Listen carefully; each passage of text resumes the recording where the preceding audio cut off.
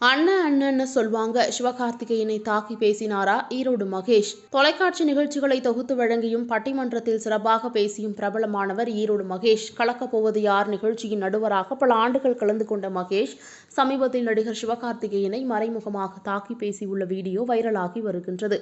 அதில் எல்லோரும் கொஞ்சம் பெரிய அளவுக்கு வர வரைக்கும் அண்ணன் அண்ணன்னு நல்லா பேசுவாங்க, அப்புறம் ப்ரோன்னு சொல்லுவாங்க, அதுக்கப்புறம் நம்மகிட்டயே எப்படி போகுதுன்னு கேட்பாங்க, என்ன இப்போலாம் நல்லா வரலன்னு சொல்லுவாங்க.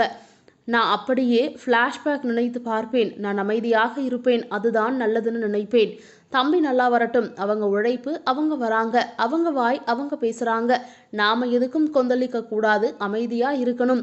நான் இதிலிருந்து கற்றுக்கொண்ட பாடம், எல்லா சூழ்நிலையிலும் மனநிலையை சமமாக வைத்து கொண்டாலே டென்ஷனே கிடையாது. இதை நான் நம்புகிறேன். எப்பவுமே எல்லா புதிய விஷயத்தையுமே என்னிடம் அப்டேட் பண்ணுற ராஜுவை பிடிக்கும் என்று பேசியுள்ளார். பின் பட்டர்ஜாம் படத்தின் நிகழ்ச்சியில் கதாநாயகனும் பிக்பாஸ் டைட்டில் வின்னருமான ராஜுவை புகழ்ந்து பேசியிருக்கிறார். ஈரோடு மகேஷ் அப்படி பேசியது சிவகார்த்திகேயனை பற்றிதானா என நெட்டிசன்கள் விமர்சித்து வருகின்றனர்.